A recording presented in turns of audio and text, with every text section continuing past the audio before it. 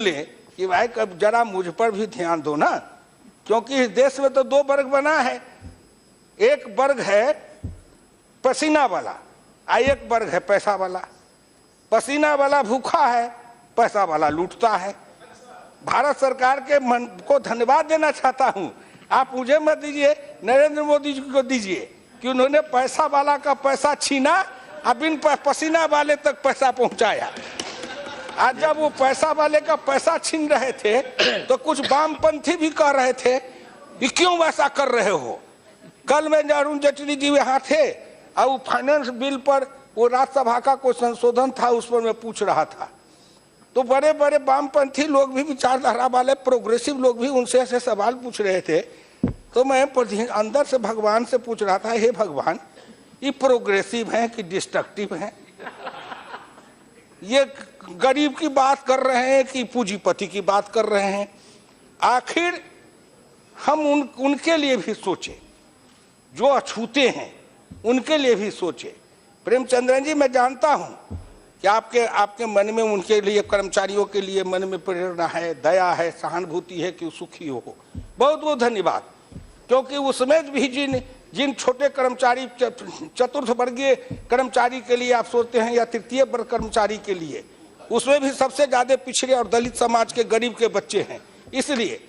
लेकिन हिंदुस्तान के अंदर जो पसीना बहाने वाला किसान और मजदूर रहा, अपने खेत में काम किया है, उस पर कभी सोचे? कोई नहीं सोचा। आखिर हमारे लिए ये जनधन भी आया तो आप पीएफ कहिए, लेकिन हमारे लिए वो पीएफ से भी बड़ा पीएफ कहिए कि 3 बार मैं कहूंगा पीएफ है। इसलिए कि हम 1 रुपया साहब बिना पैसा के खाता मेरा खुल गया। अब पहले कोई जाते तो बैंक वाला खड़ा नहीं, घुसने नहीं देता। आखिर ये भी जो मुड़ रही है दृष्टि, इसलिए मैं कहूंगा दृष्टि, दिशा और तब संकल्प। जो दर्शन करना चाहिए तो दर्पण माजत रहिए, दर्पण में लागा काई तो दरस कहां से पाई। आपने अच्छी बात उठाई है, भारत सरकार का ध्यान इस ओर जाएगा। मैं तो एक छोटा सा पत्र लिख देता हूं, और बात अगर मार्के की होती है तो प्रधानमंत्री उस पर नोटिस लेते हैं। एक उदाहरण बताता हूं, ये पद्म पुरस्कार दिए जाते हैं। मैंने प्रधानमंत्री जी को लिखा था कि साहब कुछ लॉबी वाले हैं ऊपर वाले, उनके तो लॉबिंग करने वाले हैं तो पुरस्कार लूट लेते हैं, और हम जो गरीब आदमी लोग हैं, हमारी लॉबिंग करने वाला कोई है नहीं, तो हमें प्रतिभा योग्यता रहते भी हम छूट जाते थे। और तुरंत प्रधानमंत्री जी ने ऑनलाइन इस बार कहा पद्म पुरस्कार के लिए लोग आवेदन करें, और ऑनलाइन किया तो कई 100 के 1000 लोगों ने आवेदन किया। और जिस दिन सिल्लीगुड़ी के गरीब मुसलमान करीम साहब, ये चाय बगान की मजदूरी करने वाला को हिंदुस्तान में पद्म पुरस्कार दिया है, तो नरेंद्र मोदी अपनी दृष्टि बता रहा है कि भारत की सरकार की नजर हिंदुस्तान के अंतिम मानव पर है। कभी क्यों नहीं हुआ?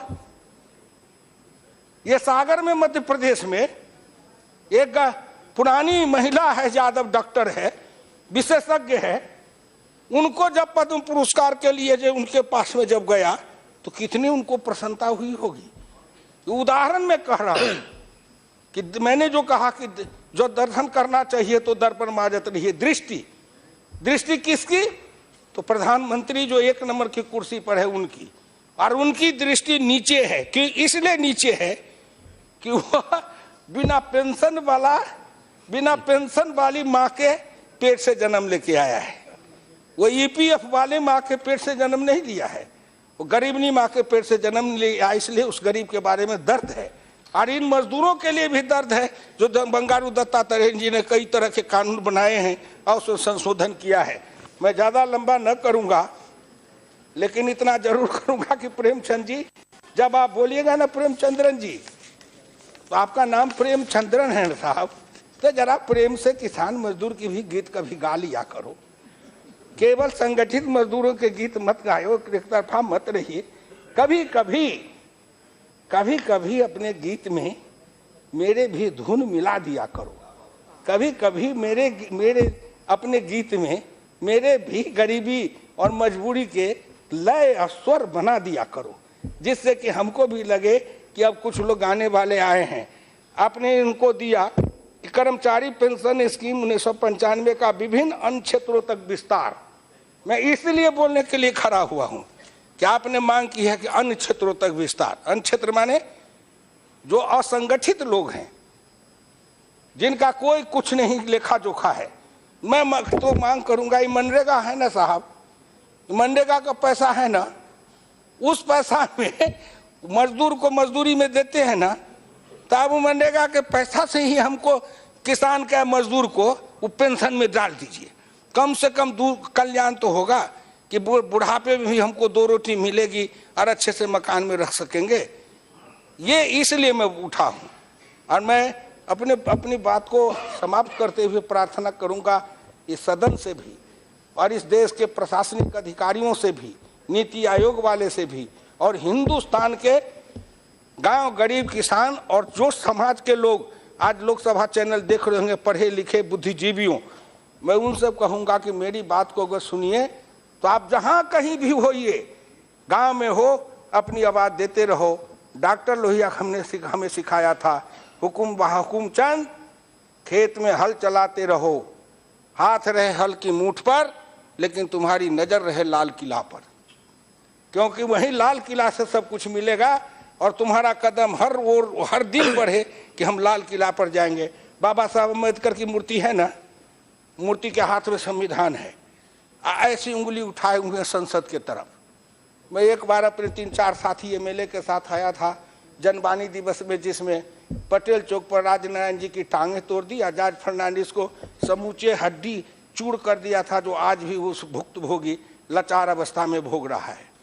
उसमें मैं आया था, हमारे एमपी एमएलए लोग को साथ आए, चलो लोकसभा देखे। तो मैंने कहा देखो ये मूर्ति कुछ कह रही है। तो लोगों ने कहा कि सबने, अरे पागल हो गए हो, ये पत्थर की मूर्ति क्या कहेगी। मैंने कहा तुम नहीं सुनते हो, मैं सुन रहा हूँ। तो बोलो क्या सुनते हो। मैंने कहा ये मूर्ति कह रही है, ऐ हिंदुस्तान के गरीबों, पिछड़ों, दलितों, श्रमजीवियों, मैं तुम्हारे लिए इस संविधान में बहुत अधिकार लिख के जा रहा हूँ, लेकिन जब तक इस पार्लियामेंट पर कब्जा नहीं करोगे तब तक तुमको कुछ नहीं मिलने वाला है। अरे एक और मूर्ति खड़ी है, मैं इस संसद में उसके बारे में नहीं कहूंगा, लेकिन वो मूर्ति कह रही है।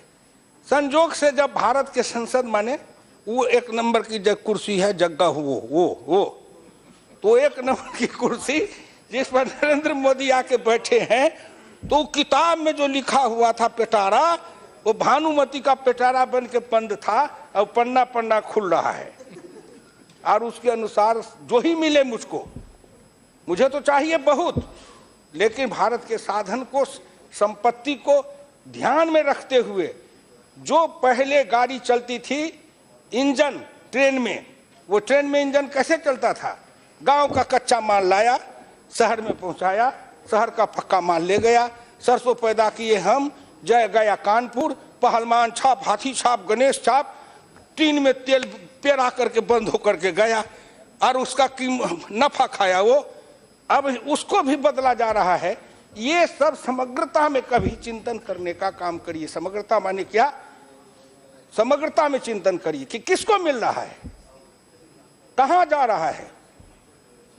आखिर उज्ज्वला योजना जो चलाई गई उसमें 95% पिछड़े और दलित समाज के लोग हैं, उन गरीबों को यह लाभ मिल रहा है। मैं हिंदुस्तान के सभी वामपंथियों से कहूंगा, जैसे डॉक्टर लोहिया ने कभी इंदिरा गांधी जी को कहा था कि अगर हिंदुस्तान के गांव में शौचालय का प्रबंध कर दो, सभी महिलाओं को खुले में शौच जाने से आप रोक लो, तो मैं 5 साल तक आपके सरकार की कोई आलोचना नहीं करूंगा। उसी तरह ये उज्ज्वला योजना है। सभी वामपंथियों को कहना चाहिए कि आपने एक उज्ज्वला योजना बना करके हिंदुस्तान के गरीब, मजदूर, पिछड़े और दलित 95% उनको इससे लाभ मिल रहा है। उसी तरह से हमारे लिए भी होगा। मैं इसलिए सुनाया हूं कि बंगारू दत्तात्रेय जी हमारे साथी रहे हैं, वो भी पिछड़े समाज के हैं, गरीबी से निकल के आए हैं। मंत्रालय में जाइएगा साहब, आपके अफसर लोग भी सुन रहे हैं गैलरी में, आप मेरी बात पर कुछ कमेटी उमिटी बना के चिंतन करिएगा और खूब बढ़िया से एक प्रस्ताव बना के प्रधानमंत्री जी को भेजिएगा। और प्रधानमंत्री जी भी मेरी बात जरूर सुनते होंगे और उस पर जरूर विचार करेंगे कि मैं पार्लियामेंट में बोल रहा हूँ और मैं बोल रहा हूँ तो गंभीरता से प्रधानमंत्री जी उस पर चिंतन करेंगे। और आप कोई प्रस्ताव ऐसा बना के आप प्रधानमंत्री जी के पास पेश करिए।